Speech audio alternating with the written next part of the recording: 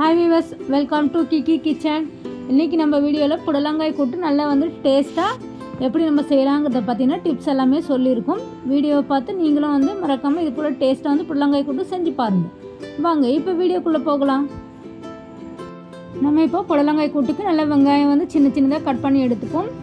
தக்காளியுமே நம்ம பருப்பு புடலங்காயில் சேர்த்து வேக வைக்கிறதுக்காக எடுத்து வச்சுப்போம். புடலங்காயம் நம்ம சின்ன சின்ன பீசஸாக நல்லா கட் பண்ணி எடுத்து வச்சுக்கலாம்.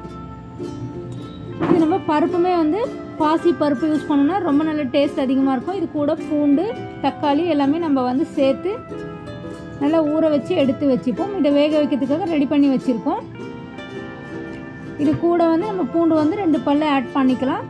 கொஞ்சமாக ஜீரகமும் ஆட் பண்ணிக்கலாம். உப்பு தேவையான அளவு நம்ம ஆட் பண்ணி எடுத்துக்கலாம். இது கூடவே மசாலா ஐட்டமும் கொஞ்சமாக மிளகாய் தூள் கொஞ்சம் மஞ்சள் தூள் எல்லாமே ஆட் பண்ணி நல்லா கலக்கி விட்டுக்கலாம். ஒன்றுத்தோட ஒன்று.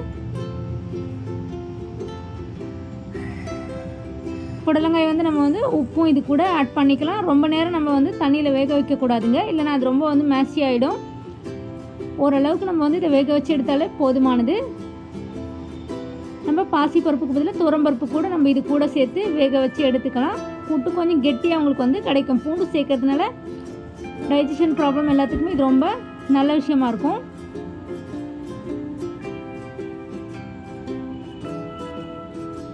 இங்கே பாருங்கள், இதுக்கு நம்ம பெருங்காய பொடியும் ஆட் பண்ணிக்கலாம். பெருங்காயம் ஆட் பண்ணும்போது டைஜஷன் ப்ராப்ளம் இல்லாமலும் இருக்கும். அதே போல் நல்லா டேஸ்ட்டுமே உங்களுக்கு கூடுதலாக கிடைக்கும். இப்போ நம்ம விசில் போட்டு எடுத்துக்கலாம் குக்கரில்.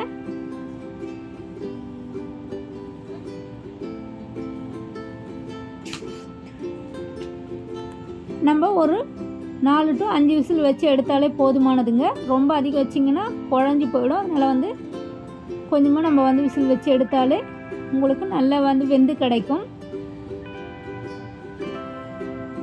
இப்போ நம்ம கடாய் வச்சுக்கலாம். கடாய் வச்சுட்டு தாளிக்கிறதுக்காக எடுத்து வச்சுருக்கோம். அதில் எண்ணெய் ஊற்றி எடுத்துக்கலாம். எண்ணெய் நல்லெண்ணெய் ஆட் பண்ணிங்கன்னா ரொம்ப நல்ல டேஸ்ட் அதிகமாக இருக்கும்.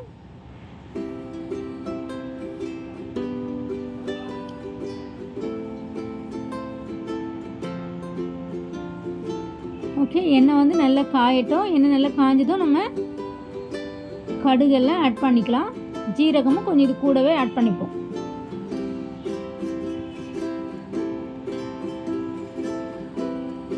ஓகே, வரமிளகாவும் ஆட் பண்ணிக்கலாம். இங்கே பாருங்கள், ரொம்ப நல்லா பொரிஞ்சு நமக்கு கிடச்சிருக்கு.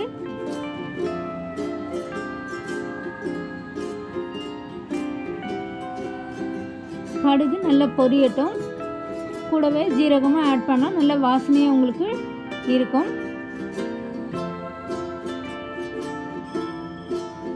தாளிக்கிறதுக்கு வரமிளகாய் கண்டிப்பாக தேவைப்படும். அப்போ தான் தேவையான அளவு காரமும் நல்ல ஒரு டிஃப்ரெண்ட் டேஸ்ட்டும் உங்களுக்கு கிடைக்கும்.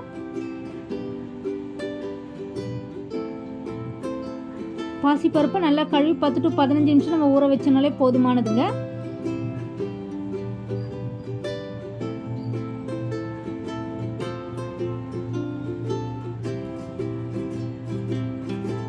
வெங்காயம் ஆட் பண்ணிக்கலாம். வெங்காயம் ஆட் பண்ணிட்டு நல்லா ப்ரௌனிஷ் ஆகிறதும் வதக்கி எடுத்துக்கலாம்.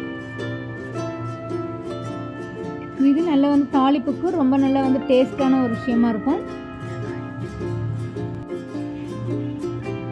நல்லா எண்ணெயில் வதக்கி விட்டு எடுத்துப்போம்.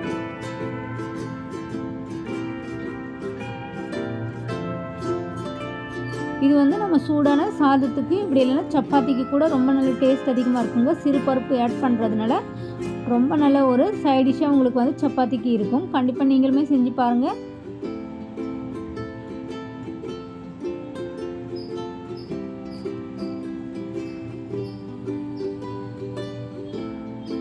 ரொம்ப நல்லா உங்களுக்கு டேஸ்ட் அதிகரிக்கணும்னா இந்த டிப்ஸை ஃபாலோ பண்ணிக்கோங்க. பாசிப்பருப்பை லேசாக வறுத்துட்டு அதுக்கப்புறம் நம்ம வேக வச்சுன்னு சொன்னால் நல்லா ஸ்மெல்லும் ரொம்ப நல்லாயிருக்கும். அதுக்குள்ளே நீங்கள் தேங்காய் ஆட் பண்ணுவீங்கன்னு சொன்னால் தேங்காய் கூட நம்ம கொஞ்சமாக பச்சை மிளகாய் ஜீரகம் ஆட் பண்ணி நல்லா அரைச்சி எடுத்துகிட்டு ஆட் பண்ணோன்னா ரொம்ப நல்லா கூடுதல் டேஸ்ட் உங்களுக்கு கிடைக்கும். இப்படி நல்லா நம்ம வதக்கி விட்டுட்டே இருக்கலாம்.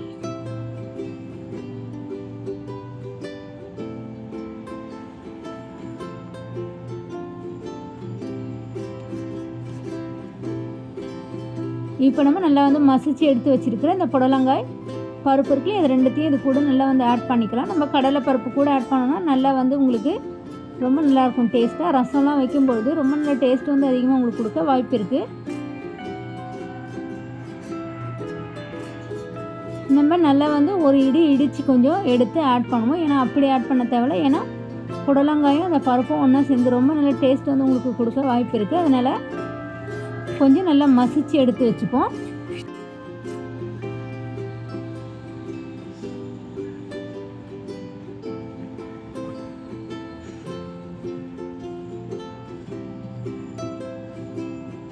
நம்ம லைட்டாக வந்து தண்ணி ஆட் பண்ணிக்கலாம். ரொம்ப ஆட் பண்ண தேவையில்ல. ரொம்ப கெட்டியாக இருந்தால் தான் நமக்கு வந்து நல்லா வந்து சாதத்துக்கெல்லாம் கொஞ்சம் பசஞ்சு சாப்பிட்றதுக்கு இல்லை சப்பாத்திக்கு சாப்பிடலாம் கொஞ்சம் நல்லாயிருக்கும். கொஞ்சம் சாம்பார் பொடியுமே நம்ம வந்து நிறுத்தும்போது ஆட் பண்ணிக்கலாம். நல்லா கூடுதல் டேஸ்ட்டுன்னு உங்களுக்கு வந்து கொடுக்கும். ஸ்டார்டிங்கில் ஆட் பண்ண தேவையில்ல. நம்ம ஆஃப் பண்ணும்போது கொஞ்சம் ஆட் பண்ணாலே போதுமானது. அதே போல் ஒரு ஸ்பூன் நெய்யுமே வந்து நம்ம ஆஃப் பண்ணுறதுக்கு ஒரு 2 மினிட்ஸ் முன்னாடி நம்ம ஆட் பண்ணிவிட்டு அதுக்கப்புறமா வந்து ஆட் பண்ணிவிட்டு மூடி வச்சோன்னா ரொம்ப நல்லா உங்களுக்கு ஸ்மெல்லும் ரொம்ப நல்லாயிருக்கும். டேஸ்ட்டுமே கூடுதலாக உங்களுக்கு வந்து கொடுக்கும்.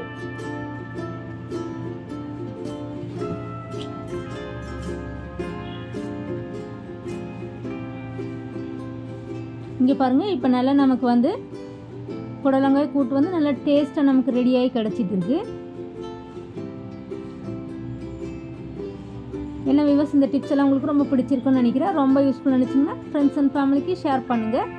தேங்க்ஸ் ஃபார் வாட்சிங். மேலும் நல்லதொரு வீடியோ சந்திப்போம்.